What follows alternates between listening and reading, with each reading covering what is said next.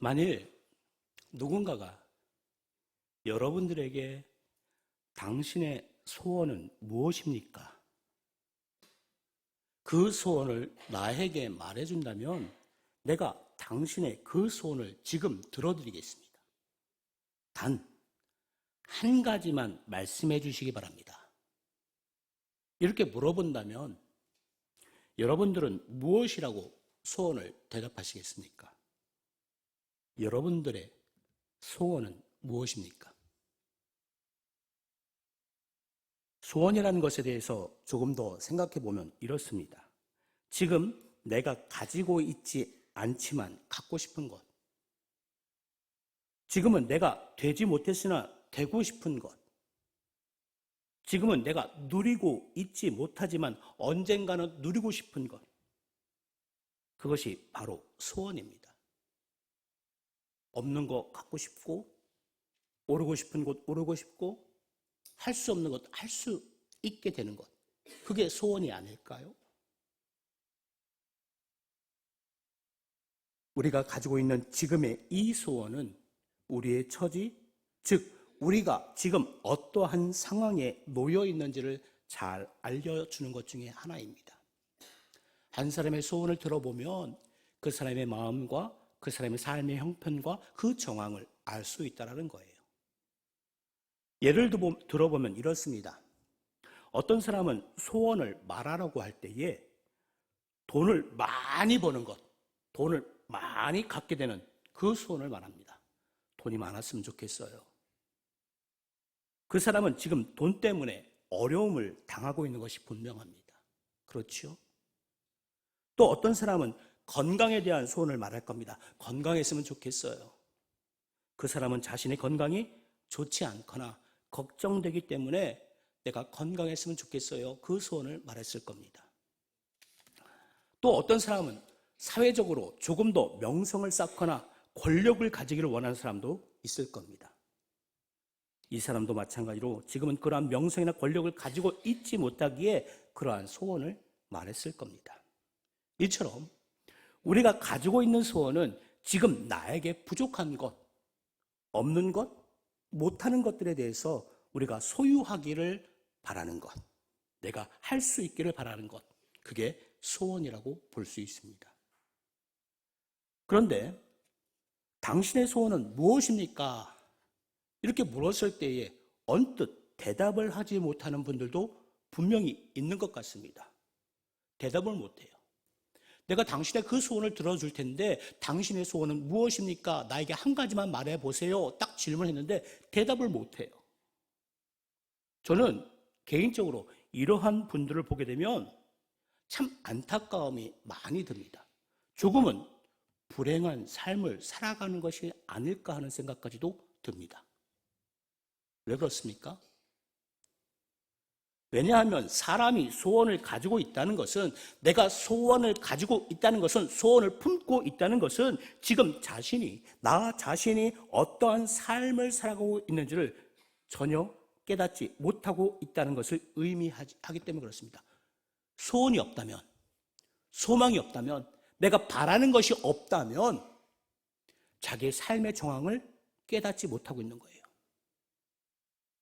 소원을 이야기하는 사람은요, 자기의 삶의 정황을 정확하게 알고 있어요. 반대로 내가 바라는 것에 대해서 정확히 말하지 못하는 사람들은요, 나의 형편을, 나 자신을 잘 모르는 거예요. 나를 모르는 거예요. 개인이 지니고 있는 이 소원이라는 것은 자신의 삶에 대해서 얼마나 큰 애정과 열정을 가지고 있는지를 알려줍니다. 여러분들, 내 자신의 삶에 대해서, 내 마음에 대해서, 내 삶의 형편, 내 마음의 정황에 대해서 잘 알고 있는 사람들, 열정을 품고 있는 사람들은요, 이 소원을 분명히 합니다. 소원은 지금 자신의 삶을, 장래는 조금 더 나은, 조금 더 풍요로운, 조금 더 행복한 삶을 만들기 위해서 노력하는 사람들에게만 지니길 수 있다는 겁니다. 자신의 삶에 대해서 애정을 가지고 열정적으로 살아가는 사람들만이 주어지는 것, 그것이 바로 소원이라는 축복입니다. 여러분들, 자신의 삶에 대해서 어떠한 애정이나 열정이 없는 사람들은 결코 소원을 가질 수 없어요. 내 삶에 관심이 없는데, 내 마음에 관심이 없는데 그 사람들이 미래에 대한 소망이나 희망을 품을 수 있을까요? 지금보다 더 나은 나의 삶, 나의 모습을 꿈꿀 수 있을까요? 아닙니다. 나 자신을 사랑하는 사람, 나 자신에 대한 삶에 대한 열정과 그 열심을 품고 있는 사람만이 오늘보다는 내일은 더 좋아질 거야. 지금의 내 모습보다는 앞으로 더 성장한 내 모습이 있을 거야. 그 소원을 품을 수 있다는 겁니다. 그래서 소원이 없는 사람은 불행한 사람입니다. 다시 한 번 더 묻겠습니다. 여러분의 개인의 소원은 무엇입니까? 떠오르시는 소원이 있으십니까? 우리의 소원을 분명히 그리고 명확히 하는 것은 아주 중요합니다. 왜냐하면 그 소원은 나의 마음이 지금 어떠한지를, 그리고 나의 삶이 지금 어떠한지를 분명히 깨닫게 하기 때문에 그렇습니다. 나의 소원을 분명히 그리고 명확히 했을 때에만 그 소원을 이루어 나갈 수 있습니다. 오늘 본문의 한 맹인을 통해서 우리는 이것을 발견할 수 있습니다. 맹인을 통해서요, 소원이 얼마나 중요한 것인지를, 어떤 소원을 품어야 되는지를 우리는 분명히 알 수 있어요. 오늘 본문에서 맹인이 구한 것, 즉 맹인의 소원은 무엇이었습니까? 누가복음 18장 41절의 말씀 함께 읽어볼까요? 시작. 내게 무엇을 하여 주기를 원하느냐? 이르되. 예수님께서 이 맹인에게 묻습니다. 내게 무엇을 하여 주기를 원하느냐? 내 소원이 뭐지? 맹인은 조금도 주장 없이 이야기합니다. 주여, 보기를 원하나이다. 내 소원은 보는 겁니다. 이 맹인의 소원은 오직 한 가지였어요. 그것은 바로 보는 것이었습니다. 주여, 내가 보는 것이 소원입니다. 보는 것 이외에 어떠한 것도 이 맹인의 소원을 대신할 수는 없었습니다. 이 맹인은 보는 것이 자신의 소원이라는 것을 분명히 그리고 명확히 하고 있다는 것입니다. 에이, 목사님, 맹인이 보기 원하는 것은 당연한 것 아닙니까? 소경이 볼 수 있게 되는 것 당연히 원하는 것 아닙니까? 그렇게 반문하실 분들도 계실 텐데요. 그런데 정말 그럴까요?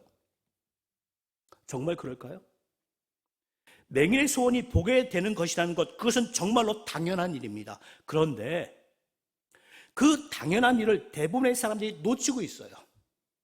그 당연한 것을 대부분의 사람들이 왜곡시키고 있어요.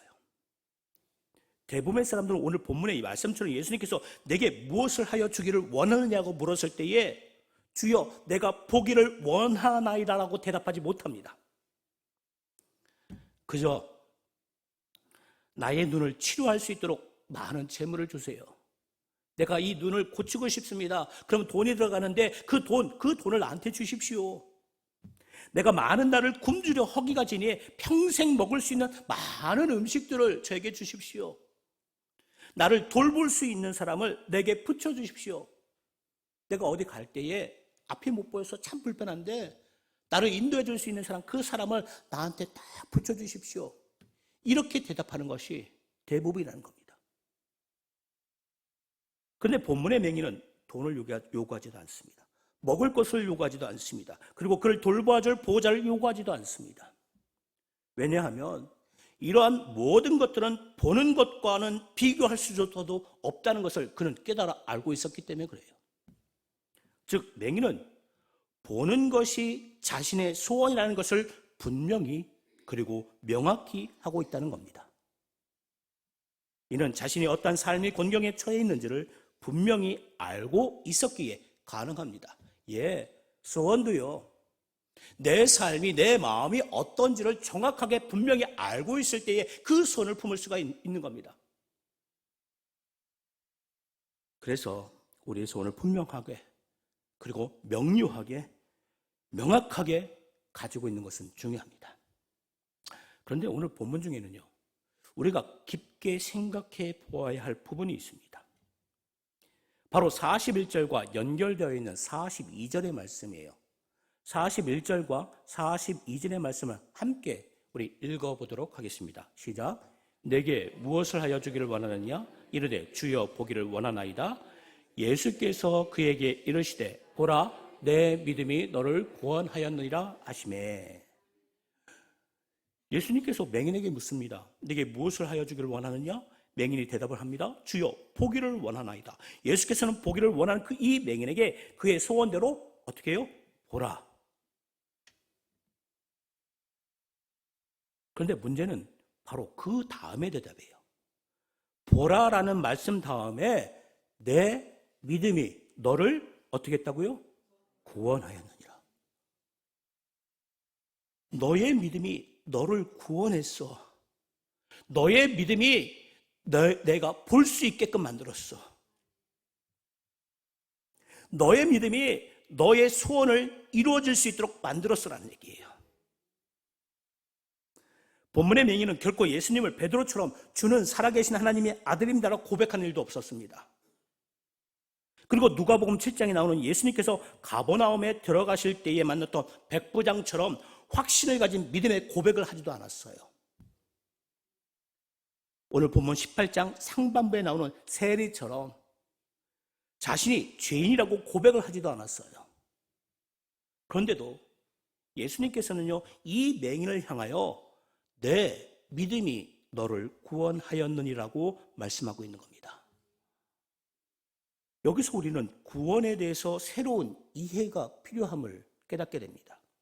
바로 구원은 자신의 마음을 그리고 자신의 삶의 모든 영역을 억누르고 억압하는, 그래서 자유롭지 못하게 하고 고통스럽게 만드는 것으로부터의 해방, 그 자유함을 의미한다는 겁니다.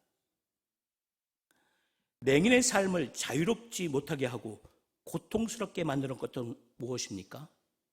그것은 보지 못하는 것이었어요.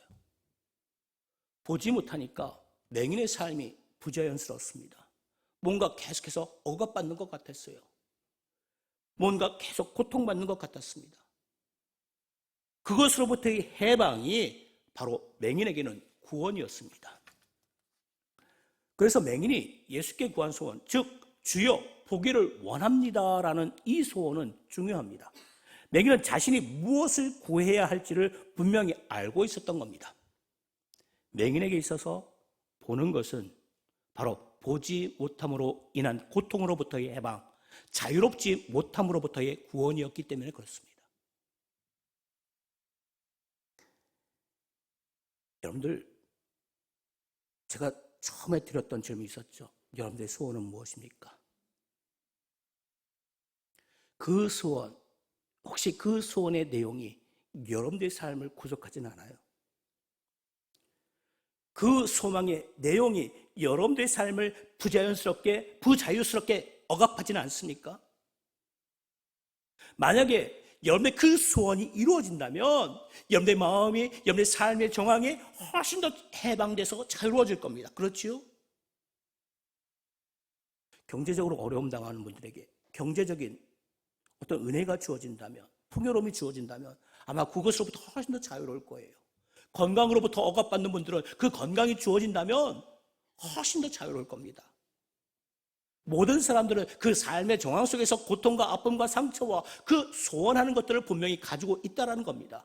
자신의 삶 가운데 더 긴밀하게, 더 면밀하게 자신의 삶을 정확히 살피기만 한다면, 그렇다면 그 구속, 그 억압, 그것으로부터의 내가 자유로움, 해방은 바로 내가 구원을 받는다는 것을 의미할 수가 있어요.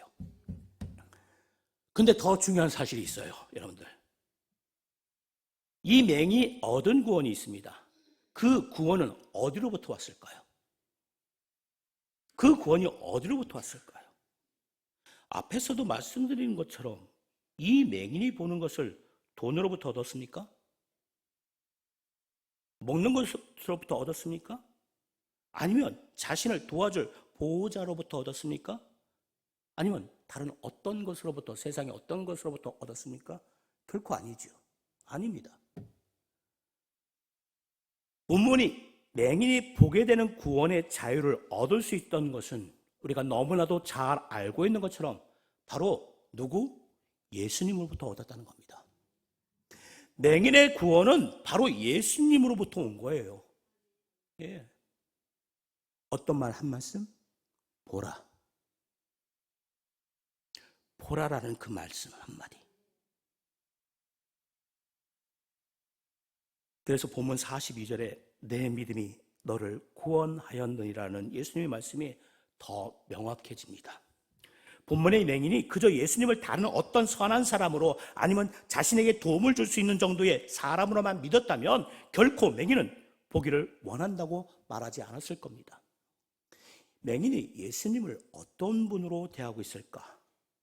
맹인이 예수님께 무엇을 구할까? 바로 맹인이 어떤 것을 이야기하느냐에 따라서 결정이 돼요. 돈을 주세요. 뭐 음식을 주세요. 재물을 주세요. 돕는 사람을 주세요. 맹인이 그것을 얘기했다면 예수님은 그런 사람입니다라고 정의하는 거예요. 단지 돈이나 먹을 것 아니면 자신을 돌볼 사람을 요구했을 겁니다. 그렇지만 이 맹인은 혈루증을 치료받은 여인처럼 나병을 고침받은 한센시병을 고침받은 사람들처럼 예수님께 눈물로 향유를 부은 여인처럼 믿음을 통한 행함으로 믿음으로 내가 보기를 원합니다라는 그 말 한마디 하는 행함으로 자신의 곤경으로부터 해방되는 구원을 얻었다는 겁니다. 우리의 삶을 고통스럽게 만드는 것부터 자유롭게 되는 구원이 세상적인 명예나 재물, 사람으로부터 오지는 않는다는 것입니다. 구원은 오직 예수님께로부터 온다는 것입니다. 여러분들 분명히 이것을 믿음으로 고백할 수 있습니까? 구원은 예수님께로부터 온다는 것을 고백할 수 있습니까? 그렇게 고백하시기를 우리 주 예수 그리스도 이름으로 축원합니다. 본문을 통해 마지막으로 우리가 살펴봐야 할 것은 바로 구원받은 자들의 자랑이에요. 구원받은 자들의 자랑. 여러분들 맹인이 딱 본 다음에 취한 행동이 있어요. 눈이 딱 트인 다음에 맹인이 취한 행동이 딱 나타납니다. 본문 43절 말씀 한번 볼까요? 본문 43절 말씀 한번 띄워주세요. 읽어볼까요? 시작. 곧 보게 되어 하나님께 영광을 돌리며 예수를 따르니 백성이 다 이를 보고 하나님을 찬양하니라. 소경이 맹인이 딱 봤어요. 그 다음에 어떻게 합니까? 하나님께 영광을 돌려요. 본 다음에 하나님께 영광을 돌려요. 그 다음에 어떻게 합니까? 예수를 따라요. 말씀 다시 한 번만 보여주시겠습니까? 영광을 돌려요. 그 다음에 예수를 따라요. 그 다음에 어떤 효과가 나타납니까? 어떤 결과가 나타나요? 백성이 다 그 맹인, 눈뜬 맹인을 보고 어떻게 해요? 하나님을 찬양해요. 여러분들, 구원받은 자들에게는 반드시 구원받은 것으로 인한 자랑거리가 있어야 돼요. 간증이 있어야 된다는 겁니다. 믿음의 간증이 나의 삶을 통해서 드러나야 된다는 겁니다. 여러분들, 우리가 많이 하는 질문들, 많이 듣는 질문 있죠. 구원받으셨어요? 그렇다면 그 어떤 1대1의 관계가 있어요. 하나님과 나 사이에 일어났던 사건이 있어요. 그렇죠. 내가 구원받게 된 경험이 있습니다. 그 간증거리가 여러분들에게 있으시다는 질문입니다. 맹인이 가만히 있지 않았어요.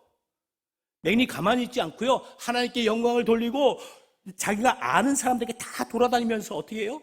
자랑했을 거예요. 내가 보게 됐어요. 내가 보게 됐어요. 내가 보게 됐어요. 분명히 사람들은 알고 있었을 겁니다. 저 사람은 분명히 보지 못하는 맹인이었는데 저 사람이 눈을 들어 보네? 여러분들, 물어봤을 거예요. 어떻게 고쳤냐고, 어떻게 볼 수 있겠냐고.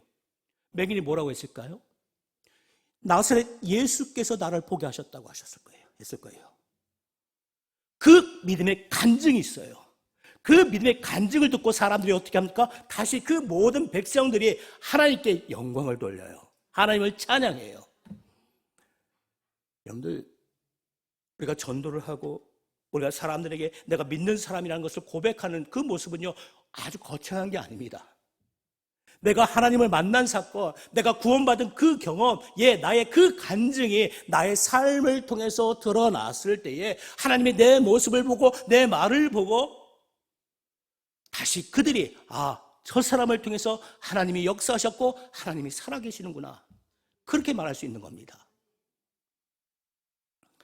본문은 보게 된 맹인의 첫 행동에 하나님께 영광을 돌렸다고 기록합니다. 하나님께 영광을 돌렸습니다. 내가 구원을 받았다면, 내가 하나님의 은혜 가운데 지금도 살아가고 있다면 구원받은 자들이 취해야 할 행동도 이와 똑같아요. 내가 잘나서가 아니고, 내가 비록 부족하지만 하나님께서 나를 구원하셨기에 내가 하나님을 찬양하고 하나님께 영광을 돌려드립니다.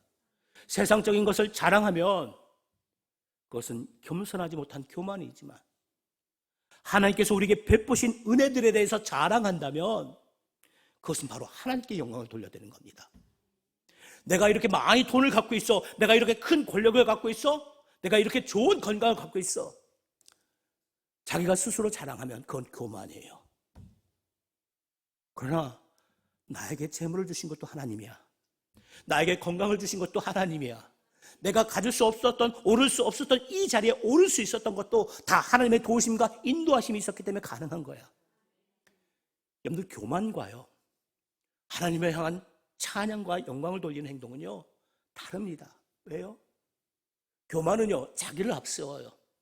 그러나 하나님을 향한 영광, 하나님을 향한 찬양은요, 나 자신은 뒤로 나와 있지만 하나님께서 내 앞에 서셔서 나를 인도하고 계시다는 것을 드러내는 겁니다.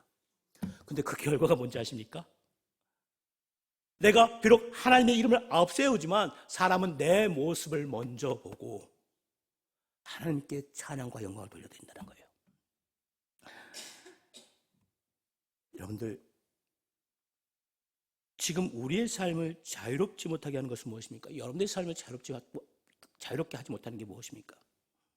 그래서 소원이 되고 바람이 되고 그렇게 우리의 삶 가운데서 끊임없이 문제들을 만들어내는 것은 무엇입니까? 어떠한 소원이고 바람이건 간에 그 모든 궁극적인 해결은 오직 예수님 안에서만 찾을 수 있다는 것을 우리가 깨달아야 합니다. 예수님만이 우리의 소망이시고 우리의 해결자입니다.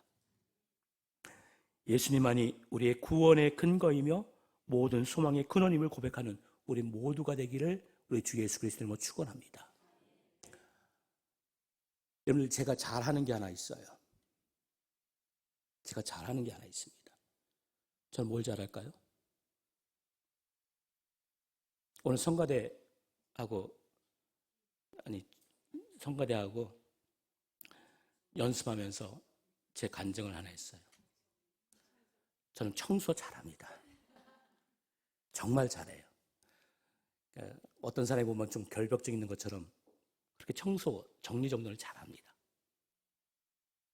근데 깨끗하게 하려면, 잘 정리정돈하려면 제일 먼저 뭐 해야 되는지 아십니까?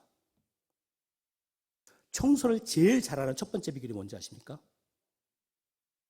필요 없는 거 버리는 거예요. 필요 없는 거 버리는 겁니다. 사용하지 않는 것 다른 곳에 다 정리해버리는 겁니다. 사람의 마음의 분량도요, 믿음의 분량도 한계가 있습니다.